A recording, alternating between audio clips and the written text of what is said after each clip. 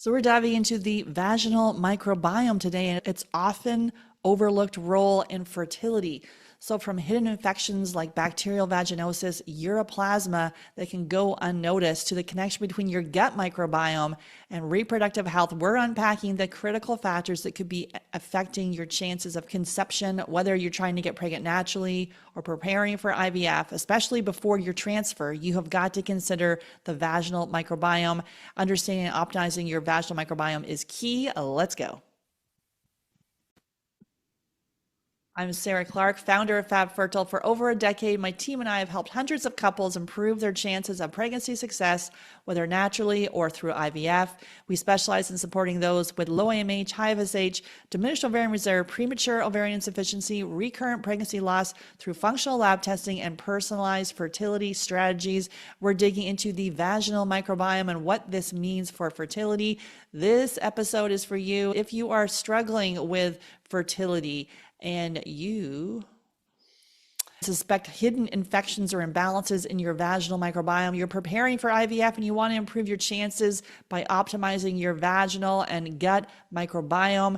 You're ready to take a science-backed, practitioner-guided approach for fertility and your overall reproductive health. Thanks so much for listening. I'm so thankful that you're here. Make sure you hit subscribe or follow. And if you know someone else who's on the fertility journey, please share this podcast with them.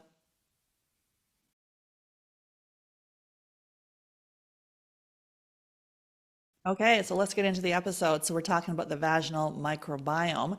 And this is one of the essential tests we do in our Fab Fertile method. We will do the food sensitivity testing, stool testing, looking at the DNA of the stool. We do genetic testing so we can improve pregnancy outcomes. And then as we work on healing the gut, developing our protocols with our team, then we bring in the vaginal microbiome. And so that can be really, especially if you have got an IVF coming up, we cannot do the transfer without you doing the vaginal microbiome. It could be a hostile environment in there. So the vaginal microbiome plays a key role in fertility. It's home to a diverse community of bacteria like lactobacillus. And you want to make sure this is very productive bacteria that maintains the acidic environment in the vagina, which is vital for fertility. And imbalances known as dysbiosis can lead to infection. So if you're dealing with bacterial vaginosis, so we see people with BV, bacterial vaginosis, we see a lot of people with Ureaplasma, yeast infections, which can interfere with conception, embryo implantation, and even pregnancy maintenance. And maybe you're not even showing any symptoms. So I had all of that. It was a hot mess. Yeast infections for years, bacterial vaginosis, because the estrogen was lower, and then all these different infections got in, and then my gut health was a mess. I took all these antibiotics, and so you start chasing this thing around. So if you've got known infections, we need to be able to address it. And even if you don't, anyone on the fertility journey, especially if you're dealing with fertility issues or you have experienced pregnancy loss, we have got to look at the vaginal microbiome.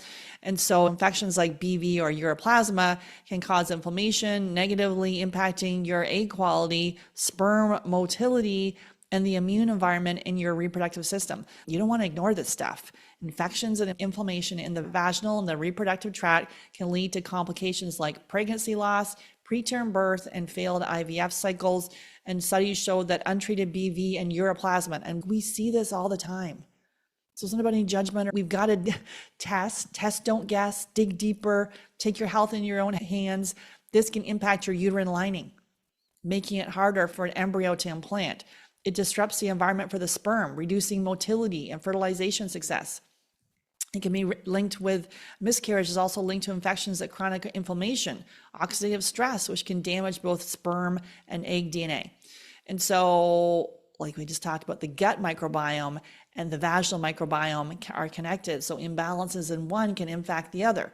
And so that's why we work on the gut microbiome, clean everything up there, and then we can work on the vaginal microbiome. So if you go in the vaginal microbiome, you haven't worked on the gut microbiome, then you haven't addressed the root of things. Like we were talking about the oral microbiome, you're swallowing all this bacteria, impacting your gut microbiome. It's all connected.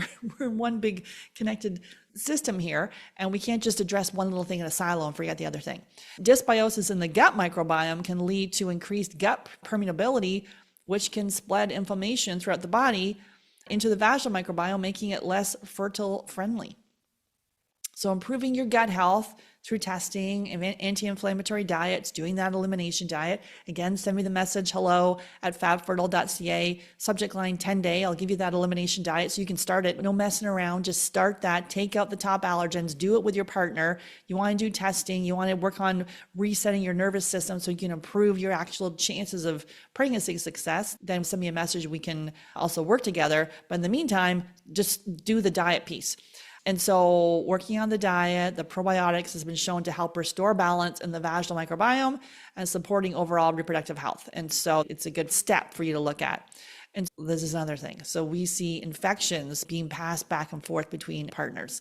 So fertility is a two-person journey, and it's not just, he doesn't want to participate. Can I do the program by myself? No. Unless you're single by choice, then you can do it by yourself. If you're doing a sperm donor, unfortunately, we can't test sperm donors and we don't really know the true health of the donor, but we deal with what we have. If you guys are trying to have your baby, we have got to do this together, making the targeted diet and lifestyle changes together. Does he really want the child? If he doesn't want to be here, well, maybe it's not for him. And that's okay. So to have that tough conversation now, and then I see many people saying, you know what, I'm going to do this by myself. And that's okay too. So we've got to take our health in our own hands, have the tough conversation now instead of when baby arrives and then having it then, like having it now and seeing, is this person with you on this journey, ready to make these changes? So it's not just about your vaginal health, your partner's seminal microbiome can also impact fertility.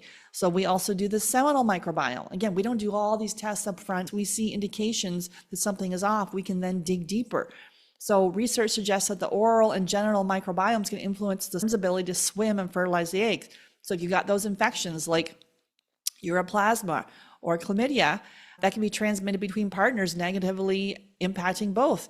So testing both your partners for hidden infections, so including the seminal microbiome, you're in the best possible shape to improve pregnancy success, prevent implantation failure or pregnancy loss. And so you've got to work with a practitioner on this. Doing this by yourself, you're just going to chase it around a circle, put good money after bad, and waste time. While the at-home tests are available, they don't offer the comprehensive insights provided by research-based testing and those in the clinical fertility practices. So we use specific labs, and then we can develop protocols based on years of experience. And you've got hidden infections, imbalances. There's the Ureaplasma, the chlamydia, the mycoplasma, the gardnerella. This is going beyond the standard swabs. It's not just you getting a pap smear and everything's, oh, it's fine. No, this is a vaginal microbiome.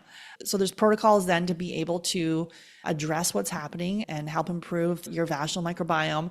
So probiotics, so like the lactobacillus species, can restore a healthy balance.